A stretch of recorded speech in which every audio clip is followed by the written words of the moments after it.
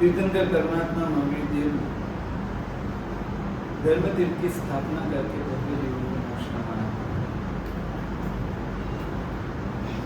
रोज सामयिक प्रतिक्रमण करने वाले भाग्यशाली को पता होगा, इस मुक्ति का परिणयन करते हैं तब जो साथ में बोल बोले जाते हैं उसमें एक बोल आता है, सुदेव सुगुरु सुधर्म आदर कुदेव कुधर्म परिहरु, मनोगुप्ति वचन गुप्ति काय गुप्ति आदरु, मन धन वचन धन काय धन।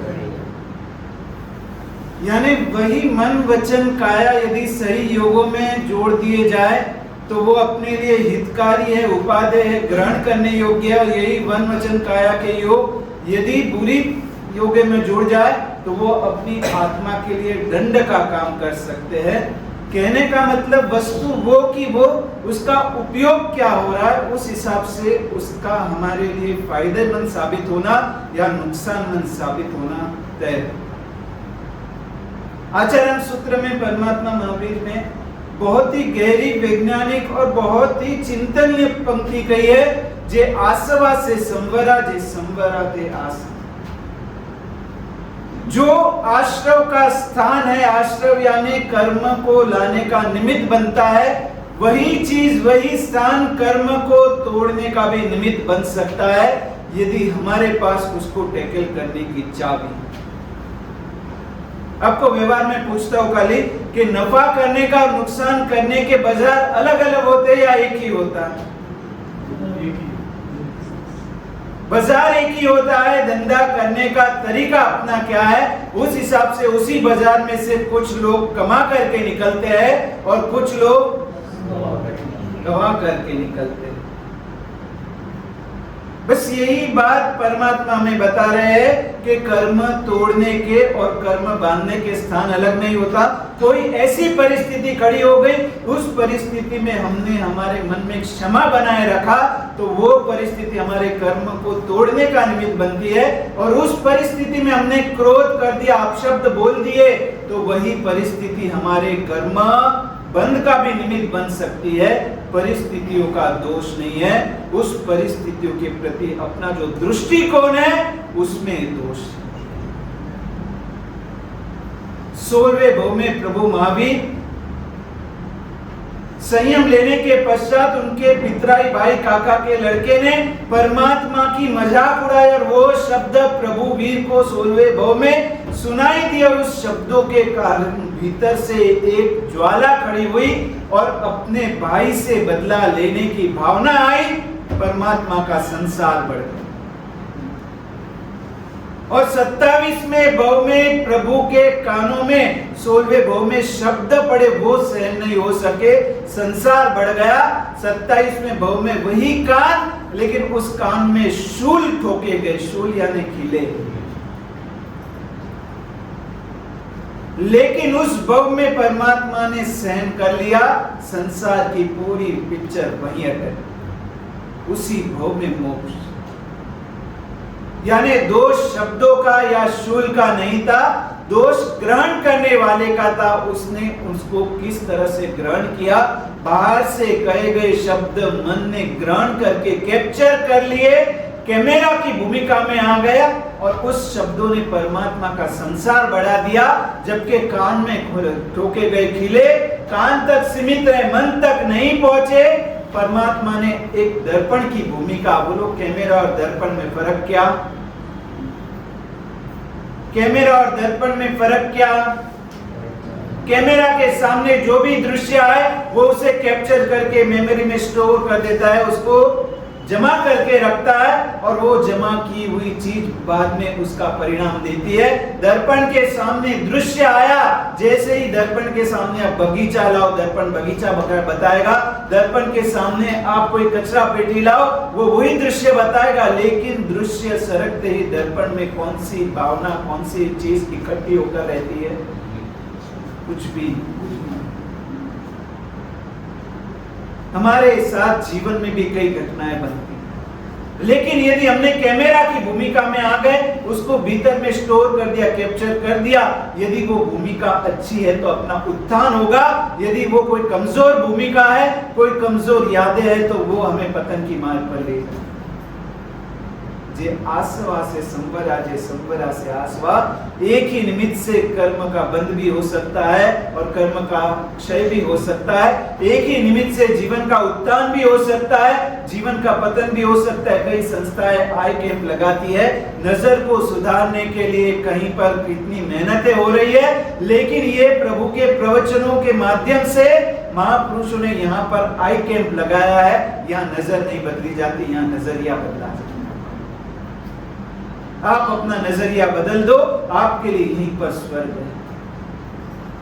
राजा भर्तृहरि अपनी पत्नी पिंगला में इतना पागल, दिन रात राजसभा का काम हो, युद्ध हो, कोई भी घटना हो, मन में तो पिंगला का ही जाप चले। पिंगला पिंगला, इतनी महारानी, उसमें भी पिंगला उसकी सर्वसे प्रियतम महारानी, और उस पिंगला पर इतनी आसक्ति।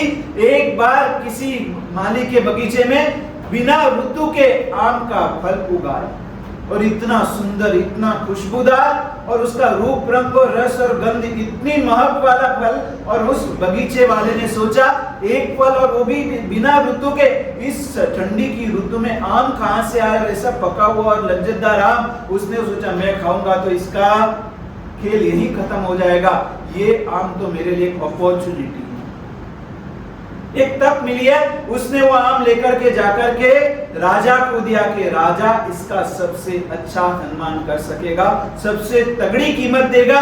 और राजा ने उसको मुंह मांगा दाम देकर के खुश करके भेज दिया। अब राजा ने सोचा ये आम मैं खाऊंगा, ये तो कल विष्टा बनकर निकल जाएगा।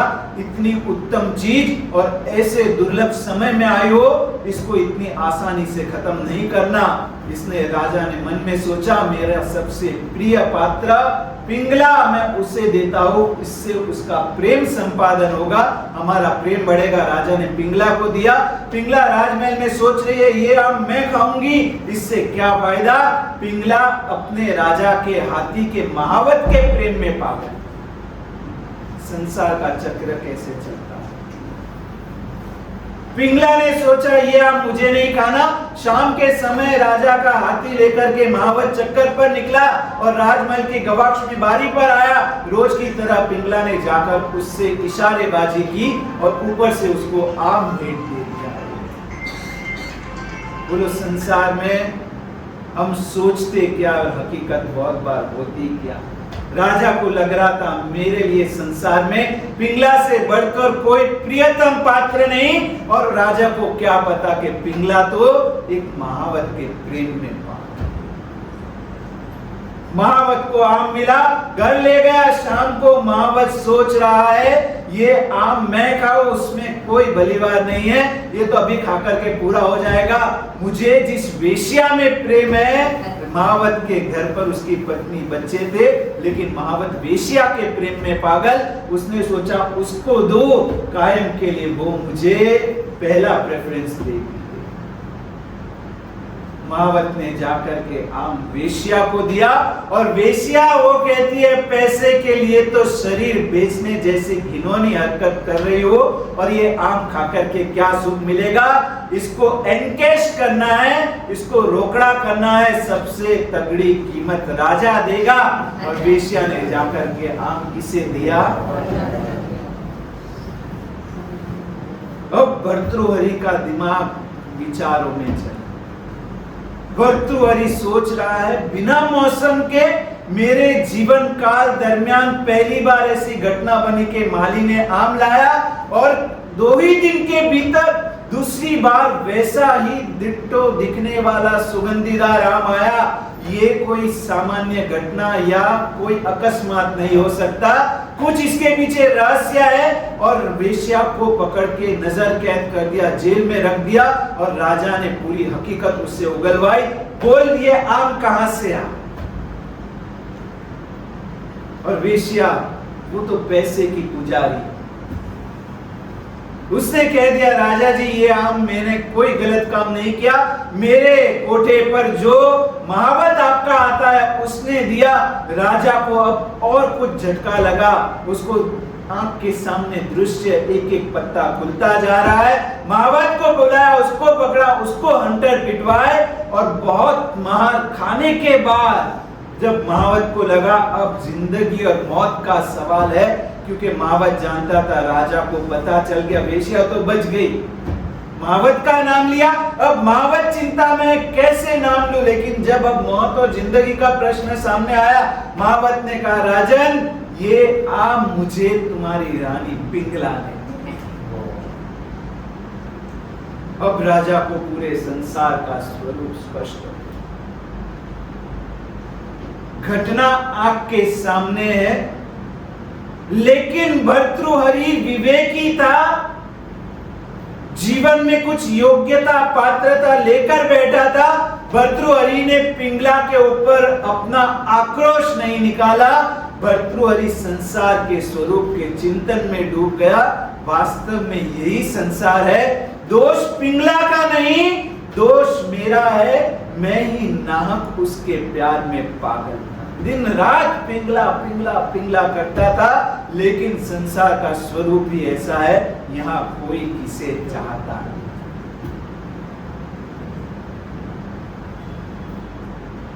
भर्तृहरि की विवेक दृष्टि अपनी बात थी, दृश्य एक का एक हो, लेकिन दृष्टिकोण देखने वाले पर निर्भर करता है, वो उस दृश्य को किस तरीके से ग्रहण करे। भर्तृहरि ने पिंगला को डांटा नहीं, भर्तृहरि ने पिंगला पर गुस्सा नहीं किया, उसे पीटा नहीं। वहां से उठकर के भर्तृहरि एक सद्गुरु की शोध में निकल पड़े और जाकर के राजपाट त्याग करके राजर्षि, राजा में से राजर्षि बन गए, राजा में से महर्षि बन गए और सन्यास के मार्ग पर भर्तृहरि निकल गए। संसार का स्वरूप आंखों के सामने है, अब इस संसार में किसके लिए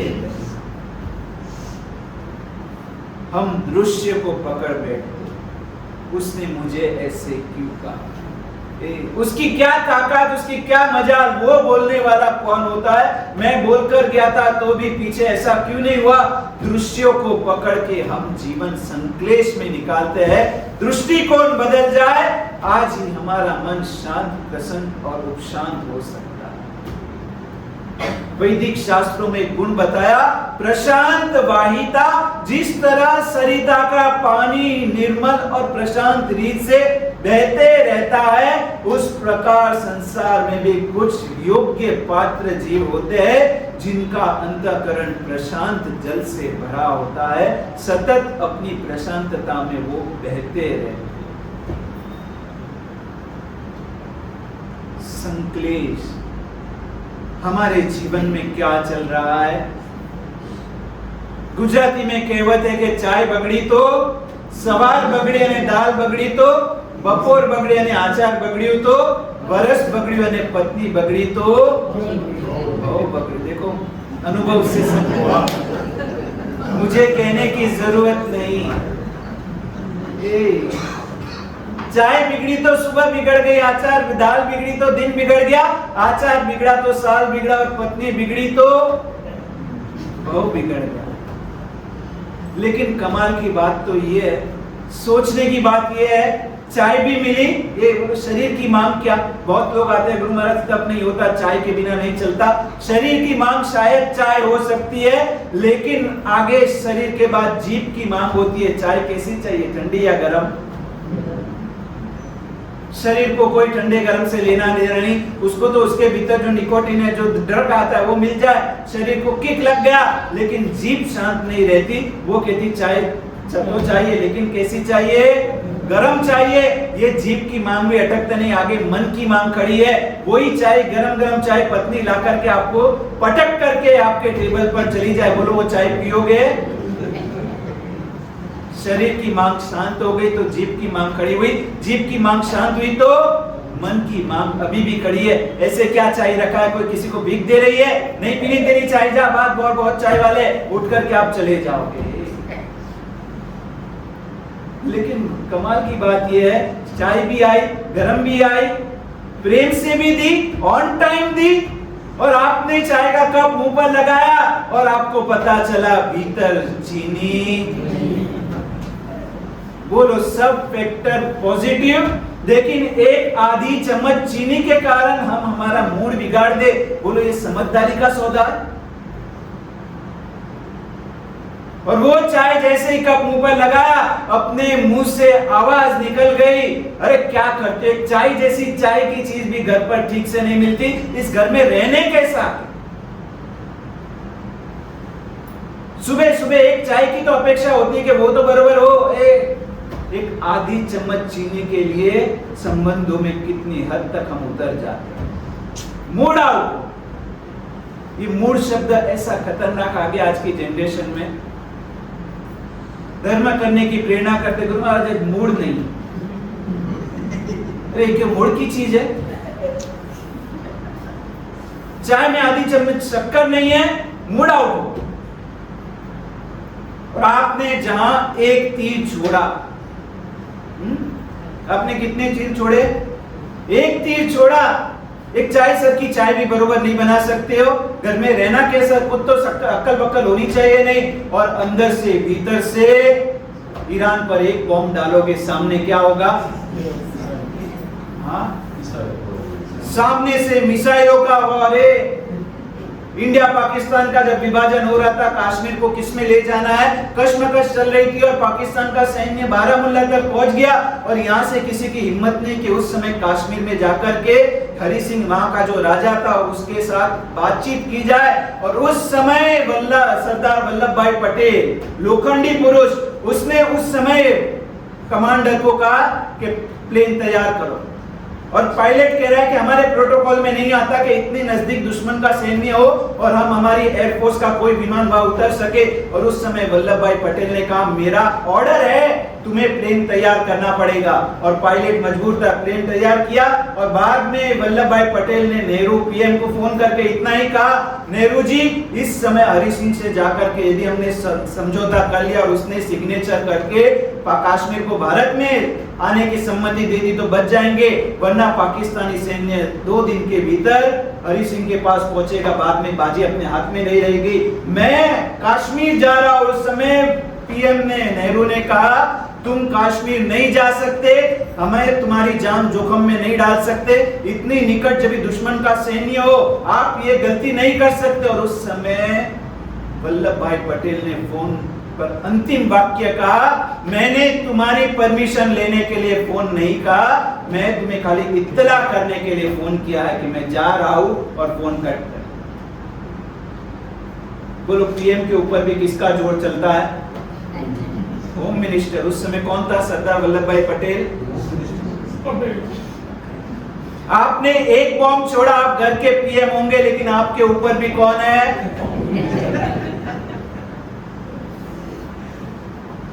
अब सहन करने की तैयारी रखना।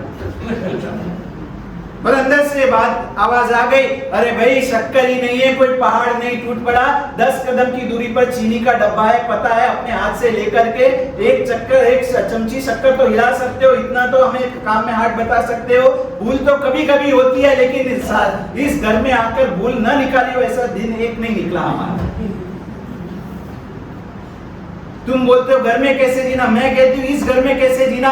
तुम है ना, अब सॉरी की अपेक्षा रखना छोड़ दो, इतने साल से अनुभव कर रहे हो, तुम्हें क्या लगा कि मैं सॉरी कहूंगी तुम्हें। होम मिनिस्टर की बॉम्बार्डिंग, और उस समय आपको भी मन में होगा कहां मैंने बोल करके भूल कर दी, इससे तो बिना बोले चाय पीकर निकल गया होता तो। और हकीकत में कभी आप ट्राई करना, आपने बिना चक्कर के, बिना चीनी की, बिना शक्कर की चाय आपने पी ली, और कुछ भी कहे बिना आप निकल गए, पूजा करने गए, ऑफिस में चले गए, और बाद में परिवार इकट्ठा होकर चाय पीने बैठा, और जहां पहला घूंट चाय का मुंह में जाएगा वो चाय में बिल्कुल शक्कर नहीं, ऐसी कड़वी और बेहूदी चाय बनी है, लेकिन मेरे श्रावक ने एक शब्द नहीं कहा, उसकी आंखें भीनी हो जाएगी, सचमुच में वो तो देवता है। आपको राक्षस कहने वाली प्रजा कल आपको देवता मानेगी। बोलो क्या बनना है जिंदगी में, क्या बनना चाहते हो।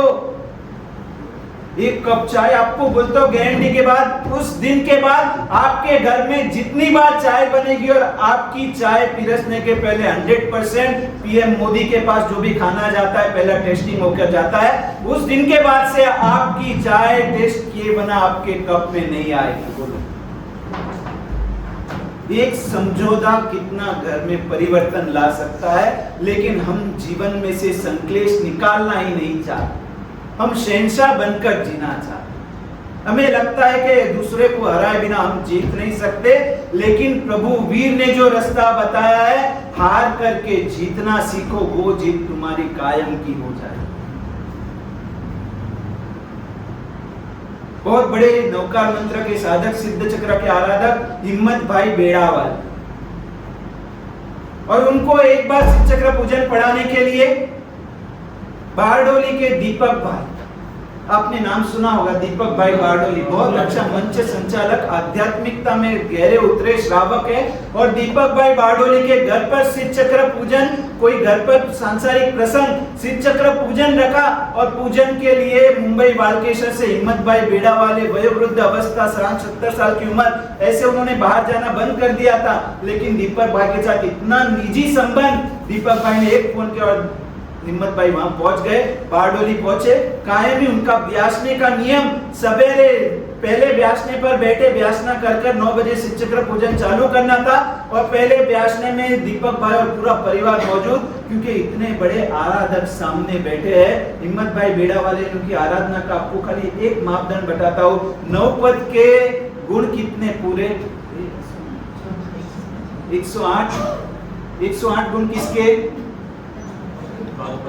नवपद के या पंच परमेष्ठी के? नवकार मंत्र में 108 ही मन के, क्यों 107 या 111 क्यों नहीं?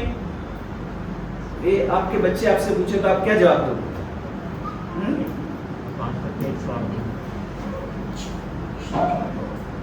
क्या अपने पास जनरल नॉलेज का बेस क्या है? अपने बच्चों को हम क्या दे सकते हैं? पंच परमेष्ठी भगवंत अरिहंत सिद्ध आचार्य उपाध्याय साधु, उनके गुण 108 टोटल करोगे तो हो गया। अरिहंत के गुण कितना? 12, सिद्ध भगवंत के 8। धारणा कर दो, यहाँ पर आपकी टेस्ट चल रही है। अरिहंत के 12 गुण, सिद्ध के 8 गुण, आचार्य के 36 गुण, उपाध्याय भगवंत के फ्रेंड्स 25 गुण, और साधु भगवंत के। अब आप इसको 12 + 8 + 36 + 25 + 27, आप तो उसके लिए भी आपको किसी को डेट पूछो, किसी को टाइम पूछो, किसी को बोलोगे 2 + 11 तो सीधा हाथ मोबाइल पर जाता है। पूरा ब्रेन IQ लेवल ही टूट गया। नहीं तारीख याद रखनी, नहीं कुछ घटना याद रखनी, जो भी हो वो। पंच परमेष्ठी भगवंत के गुण 108 और नवपद के गुण 346 करीबन। ये हिम्मत भाई बेड़ा वाले दिन में 3 बार 346 लोगस का कौशल खड़े करते पूरी जिंदगी में। दिन में 3 संध्या, यानी ऐसी ऊंची आत्मा, और वो घर पर ब्यासना कर रही है। हिम्मत भाई बेड़ा वाले को ब्यासना कराने के लिए दीपक भाई, उनकी श्राविका, उनके संतान, जो भी घर पर मेहमान आए थे, और उस ब्यासने में फोर्स कर करके सीरा बनाया, गरम गरम, बड़ी उम्र है, दूसरा कुछ उनको अनुकूल ना है, और सीरा एक बार पिसा, उन्होंने सीरा वापरा, दूसरी बार फोर्स किया तो नहीं नहीं नहीं नहीं थोड़ा ले लो, ठीक है, उनका आग्रह मन रखा। तीसरी बार वापस छोटी बच्ची आई, अरे अरे हिम्मत पर काका काका इनके हाथ से कुछ ले लो, बच्ची को लाभ दो, और बच्ची ने वापस 2 चमची सीरा, और काका ने प्रेम से, कोई वांधा नहीं, रख दो, इतना प्रेम से और इतना आनंद से वापरा। और उनके वापरने के जाने के बाद दीपक भाई ने घर में टहल लगाई, जल्दी करो हिम्मत भाई तैयारी करेंगे, आधे घंटे में पूरे परिवार को पहुंचना है। और नाश्ता करने बैठे और सीरा मुंह में डाला और थू थू थू, शक्कर की जगह 2 मुट्ठी नमक डाल दो। दीपक भाई बारडोली वाले जब इस घटना को बताते हैं, पहला नमक सीरे का खोलिया मुंह में गया और आंखों में से आंसू की धार निकली। पूछा, बहन क्यों रो रहे हो, सू थे हो? अरे इतना नमक वाला सीरा हिम्मत भाई ने चेहरे की एक रेखा बिगाड़े बिना 3 बार वापर लिया। हम इतने लोग खड़े, किसी की आंख में आ नहीं सका कि उनके चेहरे पर कोई विपरीत भाव से। साधना की गहराई और ऊंचाई क्या होती है? आज अपने जीवन में एक घटना घर पर बनी हो, आप घर से नीचे फ्रेंड्स के पास जाओ, फ्रेंड्स आपका चेहरा देख करके बोल देते क्या कुछ टेंशन में है क्या, घर पर कुछ बात बनी लगता है, ऑफिस का कुछ वर्कलोड है, यानी हमारी एक घटना को भी हम अपने भीतर समा नहीं सकते, उसके साथ डील नहीं कर सकते। हमारा पूरा बॉडी लैंग्वेज बता देता है कि आज अपना माइंड डिस्टर्ब है। इनको 3 बार नमक वाला खारा सीरा खिलाया गया और वही प्रेम वही आनंद मानो के बाहर के घटना के भीतर कुछ असर ही नहीं पहुंच। ये साधना है। आज हमारे जीवन में से संक्लेश मिट नहीं रहा, छोटी छोटी बातों में कहीं ना कहीं हम डिस्टर्ब हो जाते। हमारे गुरुदेव का चातुर्मास गांधीधाम, भुज के पास गांधीधाम, और गांधीधाम के चातुर्मास में शाम को गोचरी में 2 महात्मा थे गुरुदेव के साथ सेवा में, और उस समय घटना बनी। हमारे छोटे गुरुदेव के पहले शिष्य गोची वॉरकर के आए और गोची वॉरकर के आकर के बैठे।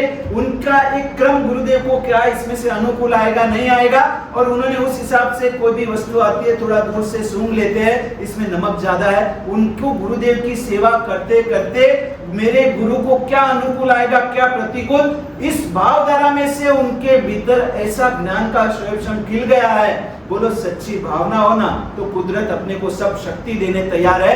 आज घर पर गृहिणी जब दूध का टोप का ढक्कन उठाती है और वो अपनी बेटी से या सास से पूछती बेटा इसमें दूध है कि नहीं, हमारे गुरुदेव के पहले शिष्य दूध का ढक्कन खुले उसके भीतर से जो सुगंध और जो उसका रंग रूप है देख करके बोल देते अरे सास को क्या पूछती, इसमें शक्कर नहीं, मैं बोल रहा हूँ ना ले शक्कर अलग से।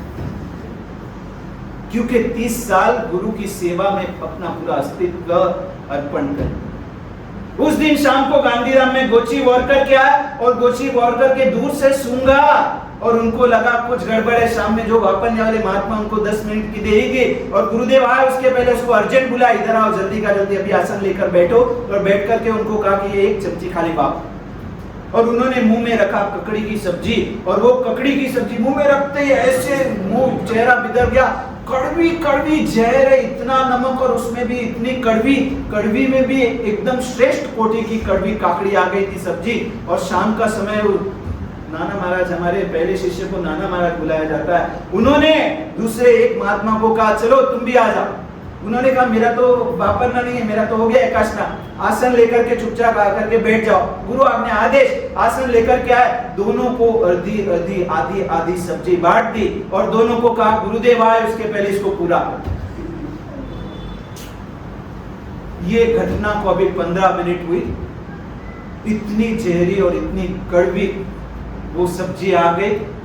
और उस घर पर दीपक भाई साइकिल वाले उनकी शादी का चौवियार करने बैठी, उनके पति आए, साथ में परिवार इकट्ठा होकर चौवियार करने बैठा, बच्ची आई 1 लड़की, और जहां सब्जी की 1 चम्मच टच की और चिल्ला उठे क्या है। और उस औरत को सबसे पहले चिंता सब्जी की नहीं हुई, सबसे पहले चिंता किसकी हुई?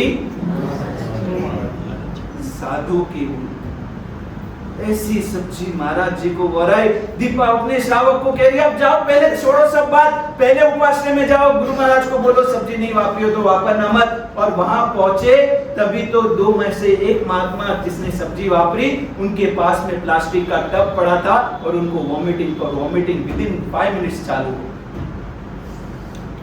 और वो परिवार गुरुदेव के पास आकर के उस दिन इतनी क्षमा याचना की, आंखों में इतने आंसू, गुरुदेव हमारे कारण आपके महात्माओं की क्या हालत हो गई। उन दोनों महात्मा को उस दिन 8 से 10 वॉमिटिंग और 10 से 15 बार लूज मोशन।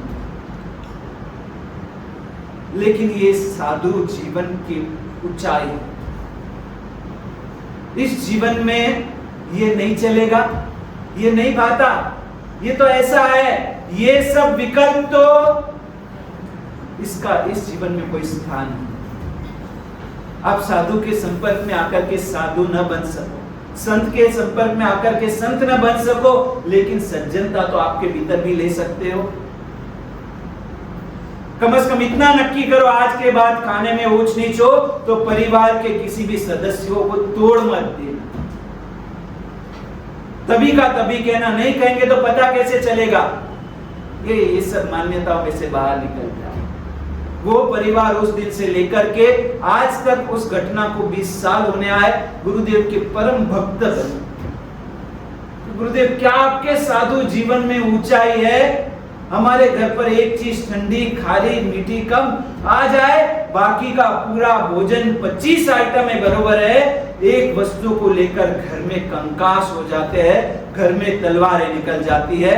आपके यहाँ पर ऐसी परिस्थिति में भी महात्मा कितनी प्रसन्नता से शिव जी को जहर पीते। तो सुना था यहाँ पर सब चीज, हमारे परिवार में भी कुछ मास्टर्स है, गुरु जी के 60 शिष्य है, उसमें कुछ ने तो एमबीए यानी बीकॉम, तो सभी यहाँ पर जो आए वो चला गया वो बीकॉम की डिग्री, और कुछ मास्टर्स है उनको तो जो नहीं चले वो भी चला देना। गुरुदेव का आदेश होता है, दूध में एक बार एक बहन ने शक्कर डालने की जगह पर सोडा डाल दिया खाने का,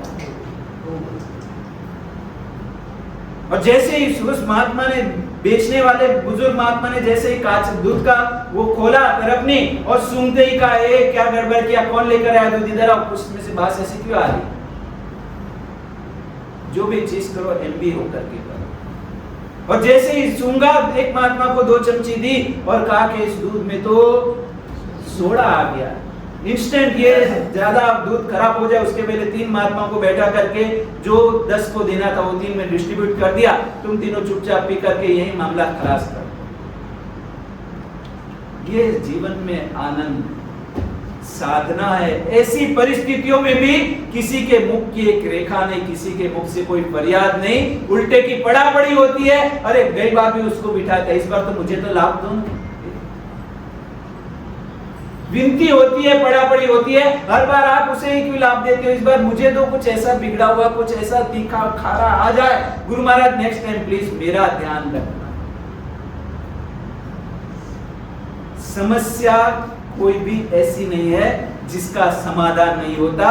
वास्तव में हम समाधान करना नहीं चाहते, वो हमारे लिए समस्या बन जाती है। जिसके साथ हम समाधान नहीं कर पाते उसे हम समस्या का नाम दे बैठते हैं, वास्तव में तो समस्या जैसी चीज ही नहीं। बस इसी विषय में आगे अपन और विचारना करेंगे। कल से भक्तामन महातप का प्रारंभ। वैदिक ग्रंथों में भी तप को तपोग्नि का है। तप वो अग्नि है, तपो ब्रह्म, तप वो साक्षात ब्रह्म है, क्योंकि वैकुंठ के सुख तप से भी।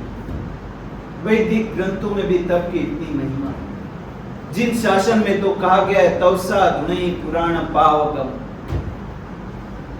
तप के माध्यम से भूतकाल में अज्ञात दशा में किए हुए चाहे जैसे कातिल पाप, उसकी भी क्षमा याचना हो सकती है, उस पाप से भी हमारी आत्मा बच सकती है। 14 साल की जेल का निर्णय कोर्ट ने लिया, लेकिन जेल के भीतर कड़ी मेहनत दिन रात और अच्छा बर्ताव करने वाले कैदी को 14 की जगह 9 साल में भी रिहाई मिल सकती। वैसे भूतकाल में हमने कुछ पाप कर दिए, हमारी आत्मा उस समय समझ के घर में नहीं थी, नादानियत में थी। उस बहाव में कहीं जो पाप करके कर्म इकट्ठा करके बैठे हैं, वो कर्म जिस समय उदय में आएंगे उस समय हमारी आंखों में आंसू होगी, मुंह पर चीख होगी, लेकिन कोई हमें बचाने वाला नहीं होगा। अब वो कर्म उदय में ना आए, उसके पहला उस कर्म को तोड़ना चाहते हो तो तप के शरण में चले जाओ। शमयति तापम गमयति पापम रमयति मानस हंसम, महापुरुष के शब्द है। जीवन के संताप शांत हो जाते हैं, आत्मा ने बांधे हुए पाप खप जाते हैं, क्षय हो जाते हैं, और मानस हंस यानी अपनी आत्मा के आनंद में जीव डूब जाता है यदि वो तप के शरण में चले जाए। और इस साल तो बहुत आसान तप रखा है, मात्र 81 करने हैं, बीच में एक भी उपवास नहीं, 81 भी संग में कराए जाएंगे। इतनी भावना संग की है। अभी भी जिसका मन कमजोर हो तो तप में जुड़ने की भावना रखना, और इसी प्रवचन श्रृंखला में अपन क्रमशः आगे बढ़ें।